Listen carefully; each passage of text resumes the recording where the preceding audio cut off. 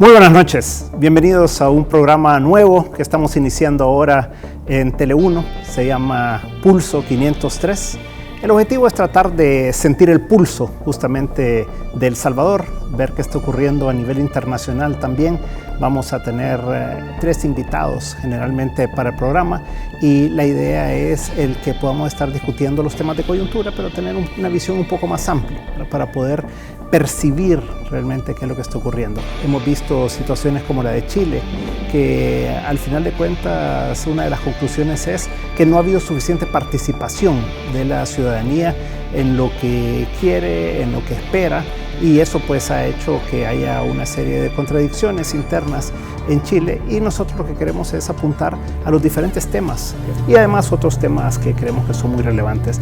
Para esto pues tenemos a 3 invitados conocedores de todos estos temas y por supuesto comenzamos con nuestra dama esta noche, así que muy bienvenida.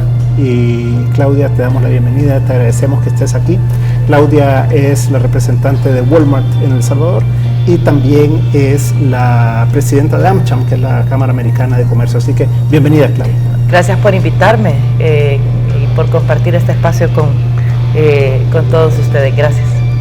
Bueno, el doctor Rubén Zamora, pues no tengo que presentarlo mucho, ex candidato a la presidencia, embajador en Naciones Unidas, en la India, político de mucho tiempo y ahora yo lo veo ya más como analista hoy en día, doctor. Yo efectivamente creo que soy más analista, más como profesor, pues todavía estoy volviendo a mis estudios académicos. Ayer presenté un libro nuevo, así que así estoy, Luis. Y para mí es un gran gusto la compañía que nos ha presentado y vamos a hacer lo posible para cumplir los deseos y los niveles que tú estás estableciendo. Gracias.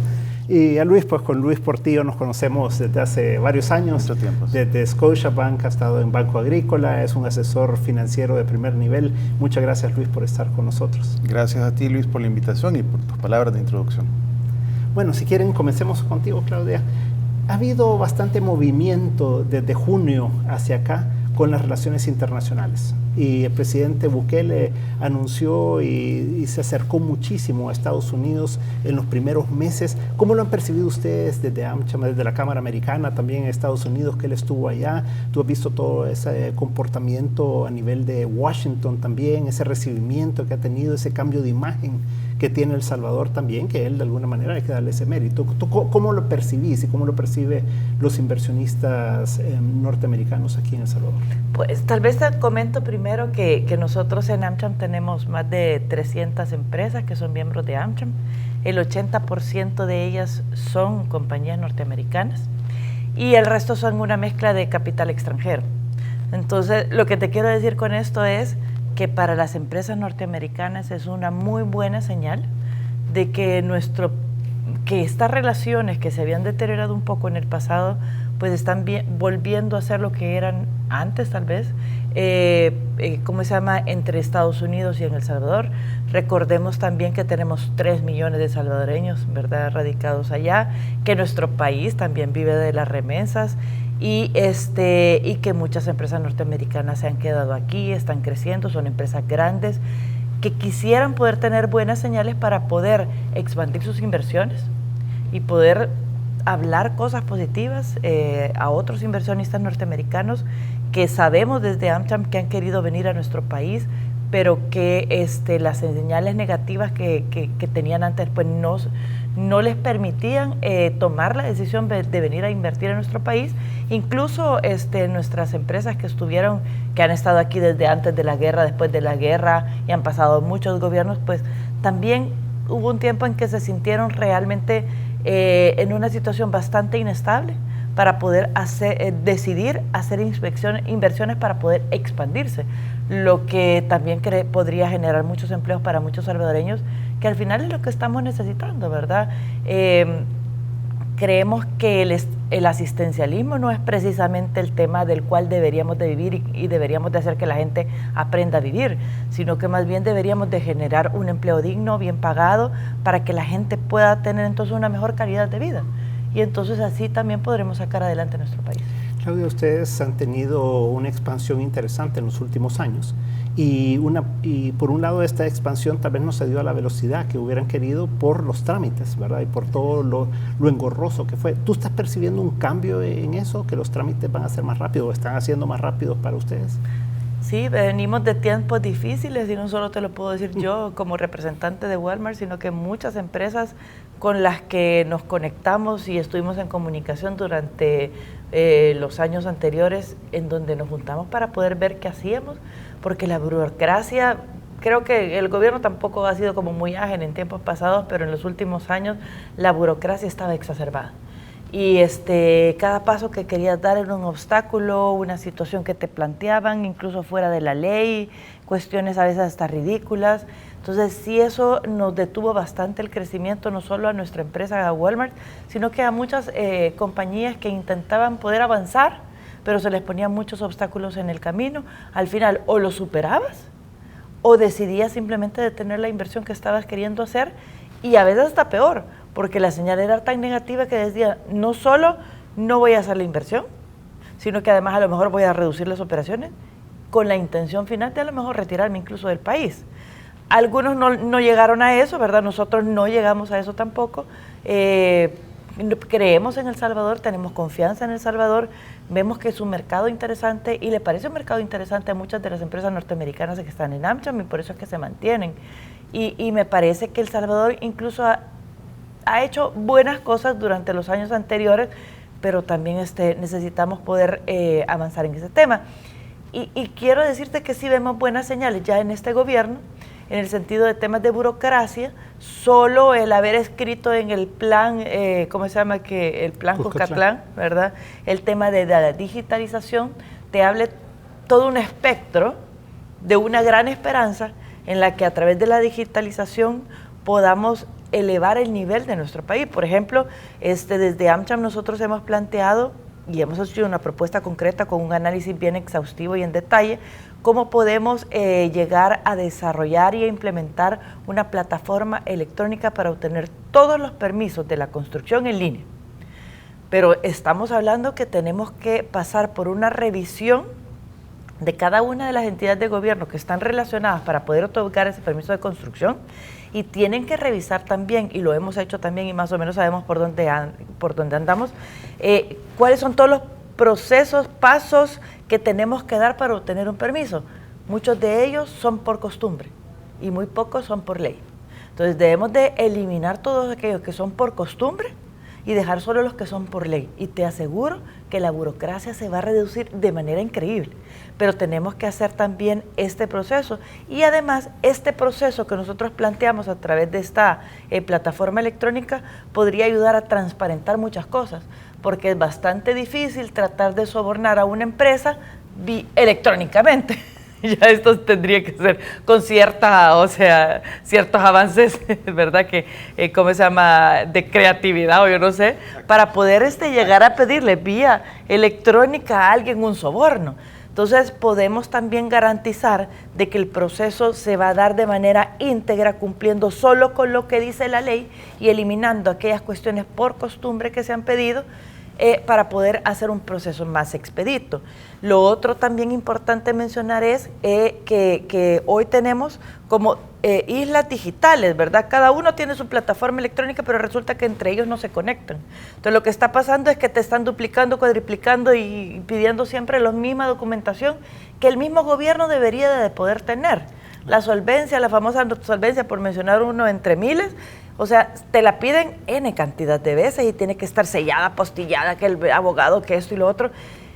Y eso, o sea, eso es lo que traba mucho y que pone muchos obstáculos también, ¿verdad? Entonces, y otra cosa que también hemos medido es que hay muchos prerequisitos que te lo piden entre instituciones. Por decirte algo, el Ministerio de Medio Ambiente viene y te dice, mientras usted no me entregue la factibilidad de agua, yo no le comienzo su trámite. Pero resulta que lo hemos revisado en la ley y no existe.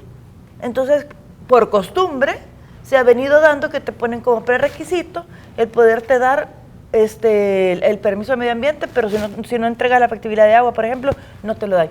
Y resulta que hay muchas cosas como esas que tampoco están escritas por ley.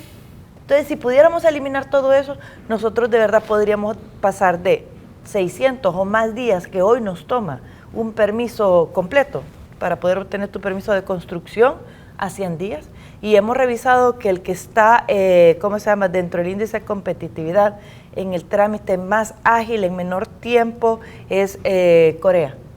En 100 días tú te puedes obtener todos los permisos para poder comenzar a, como decimos, poner la primera piedra y comenzar a construir. Imagínate, eso es en menos de un año, tenemos 365 días, o sea que nos estamos tardando 2, 3, 4 años en obtener los permisos de construcción. Solo la factibilidad de agua te puede tardar 2, 3 años. Y solo el permiso de medio ambiente te podría tardar 3, 4, 5 años o quién sabe cuánto tiempo más. Entonces debemos de tener más claridad en ese sentido y creo hay señales positivas dentro de este gobierno en donde ellos quieren hacer bien la tarea. Perfecto.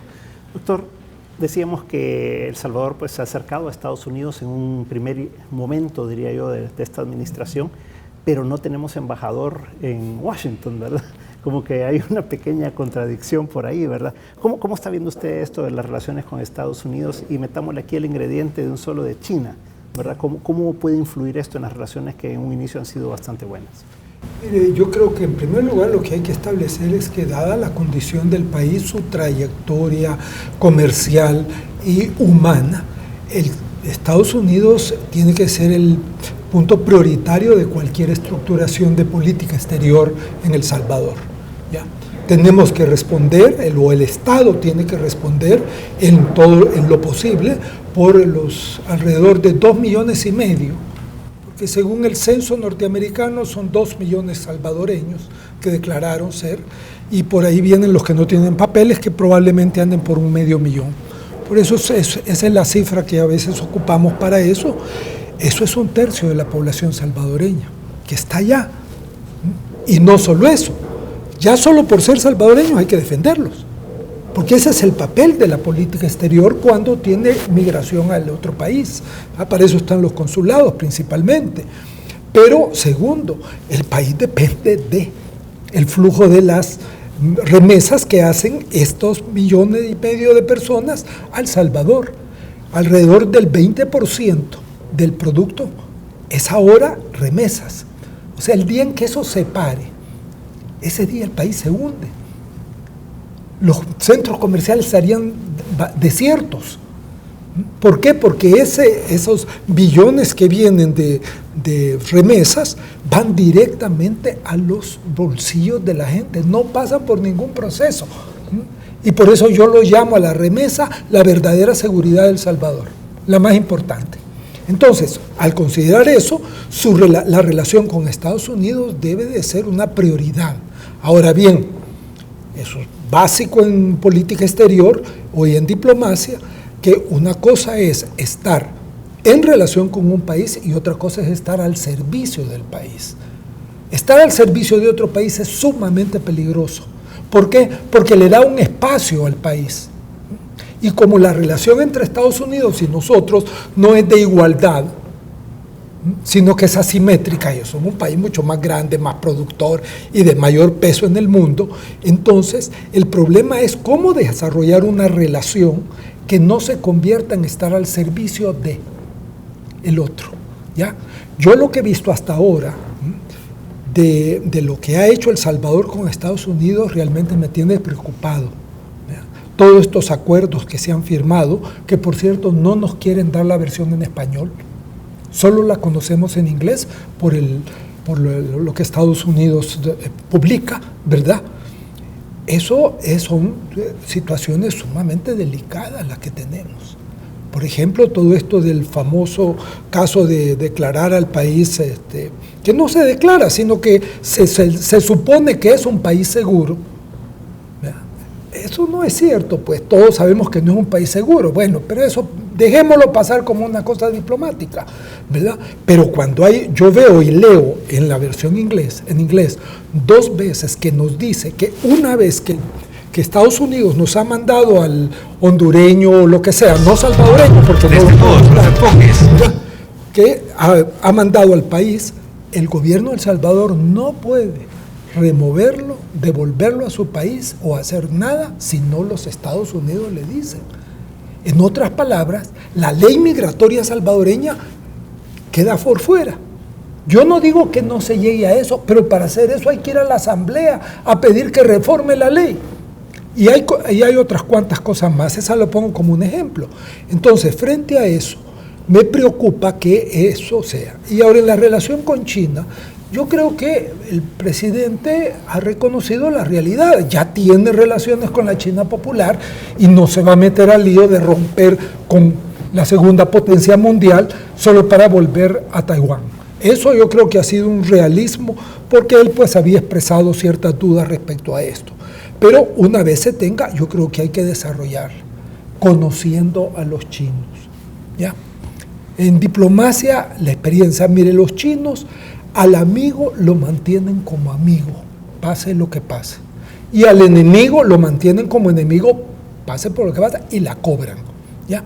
Eso es un principio de la política exterior china que lo cumplen tremendamente y hay un montón de casos así, ¿verdad? Eso es cierto, pero al mismo tiempo China lo que está defendiendo son sus intereses, porque la diplomacia es eso, es tratar de defender e impulsar los intereses del propio país, no del otro. Si el otro se deja, le va a ir mal. Y entonces en el campo de los ofrecimientos hay que ser con los chinos, por la experiencia de otros países, un tanto cuidadosos. De todo lo que ofrecen, cuando se abren relaciones con ellos, algunas cosas se cumplen, otras nunca se cumplen. Costa Rica es el mejor caso que yo he visto, hay casos africanos, pero pongamos el más vecino. Le ofrecieron un estadio, lo hicieron, ahí está. Le ofrecieron una carretera, nunca se terminó, solo se hizo un pedazo.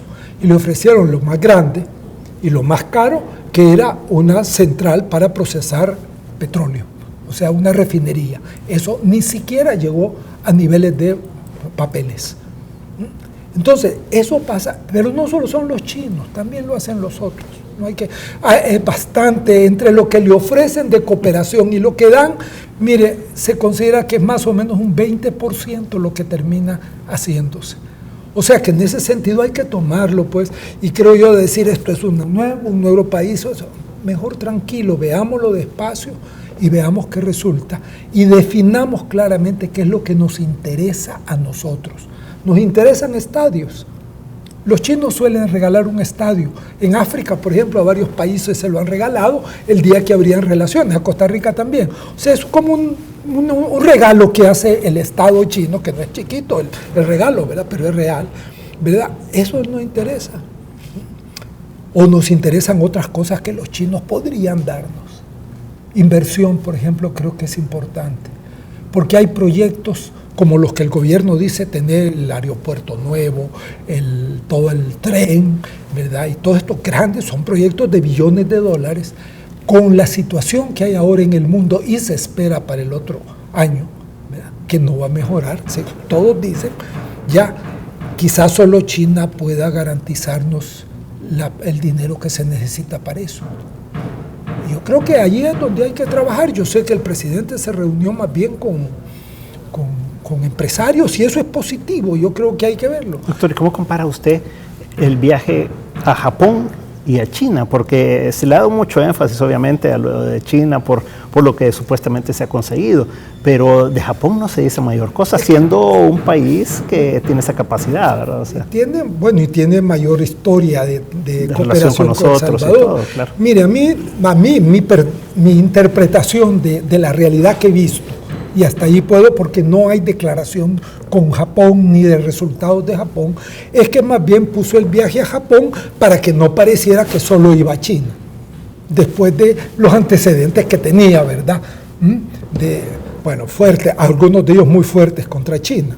Entonces, en ese sentido, darle un carácter más de visitar a un viejo país amigo de El Salvador y que nos ha dado eso, y uno nuevo. Está bien, pues eso se hace en diplomacia, yo no lo critico al presidente por eso, pero eso me parece. Ahora, creo que allí no se habló nada de fondo, porque lo que hay que hablar de fondo es el problema del préstamo que nos hicieron para hacer el puerto que no nos sirve de nada, el puerto de la Unión, ¿verdad? Que está paralizado, porque el préstamo se hizo en yens, no en dólares. Y cuando el yen se fue para arriba, los intereses se nos han ido para arriba y se han ido acumulando intereses. Entonces hay que renegociar ese préstamo, sobre todo por aquello de que no estamos obteniendo realmente ninguna cosa nueva o buena para el desarrollo del país, y que el instrumento que se ha hecho para desarrollo del país no está desarrollando a nadie. Pero eso yo no sé si lo trató, porque no hay declaración, pero mi impresión es que no se sabe. Mira, tal vez la respuesta es que el gobierno no tiene coherencia en su manejo diplomático. Y digo coherencia porque, si bien es cierto, muchos deseamos que se puedan administrar a las dos potencias más importantes del mundo, creo que hace falta una definición clara de prioridades y cuál es la uno. En este sentido, los 2,5 millones creo que son la prioridad de todos.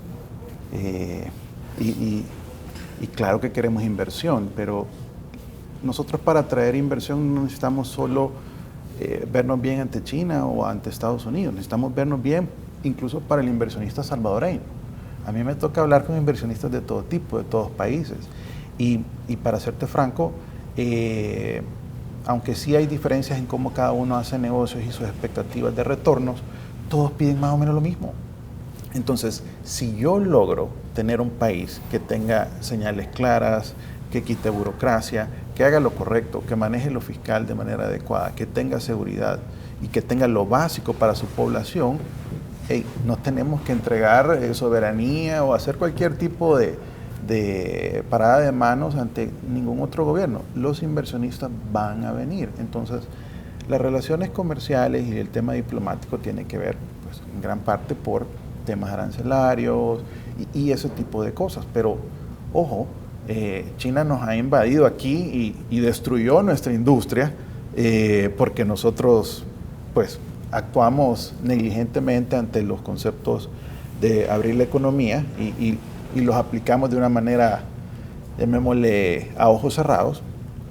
Y China, no solo a nosotros, al mundo entero, lo ha destrozado a través de prácticas que son completamente anticompetitivas. Dumping, casi que esclavitud, manejo de su moneda, etcétera, etcétera, etcétera. Entonces, coherencia es lo que necesitamos. Yo creo que volvernos un país seguro, militarizar nuestra frontera para evitar que nuestros compatriotas que no encuentran seguridad aquí emigren, son cosas que siento están en contra de nuestros intereses como ciudadanos. Para serte franco, es bien difícil manejar las relaciones con Estados Unidos. ¿Por qué? Porque la plataforma de Donald Trump es anti-inmigrante y nosotros tenemos inmigrantes allá. Entonces, de entrada, es bien difícil conciliar eso. Y el reflejo de ello son los acuerdos que el doctor Zamora decía. Que nos dieron, creo que nos dieron pues un pat in the back, como dicen los gringos, ¿verdad? Hey, somos amigos, tomémonos la foto, vení, jiji, jaja, pero la realidad me vas a firmar todo esto, ¿ok?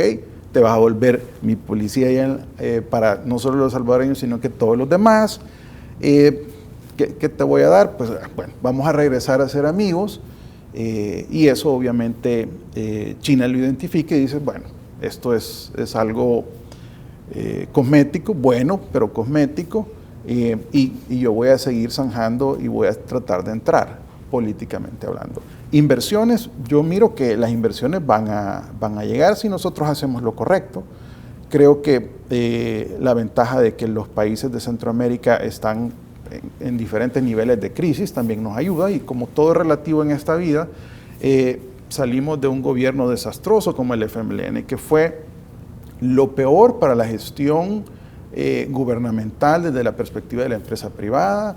Miles de millones de dólares se dejaron de invertir, y yo creo que más allá de la simple corrupción que todos entendemos que pasa, es la ineptitud.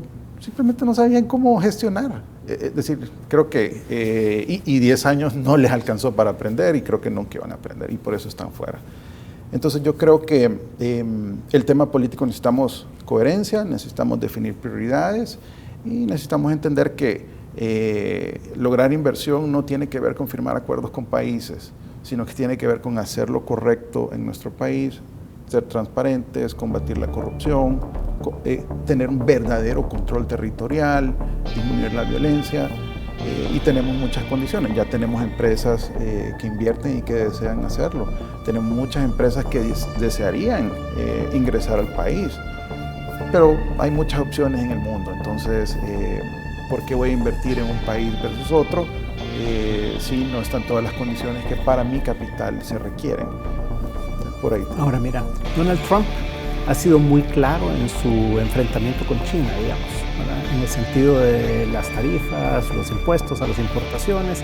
Han llegado a un primer acuerdo, digamos, en este viernes recién pasado, y eso es positivo, pero todavía falta mucho. Ha acusado Trump a China de ser manipulador de monedas, ¿verdad? Es cierto. Y ha sido una posición bien firme de tratar de posicionar a Estados Unidos por encima de China, digamos, ¿verdad? Entonces, vamos a un corte comercial, pero a la vuelta quisiera ver... podemos hablar incluso del tema medioambiental. Claro. O sea, China se pasa por encima de cualquier tratado, cualquier tema, y vemos a muchos medioambientalistas y demás, pues criticando a todo menos a China. Ahora, ahí entonces es, si Trump tiene esa posición tan firme contra China, ¿verdad? O para posicionarse, y China se viene a meter al patio trasero muy cercano de Estados Unidos, ¿verdad?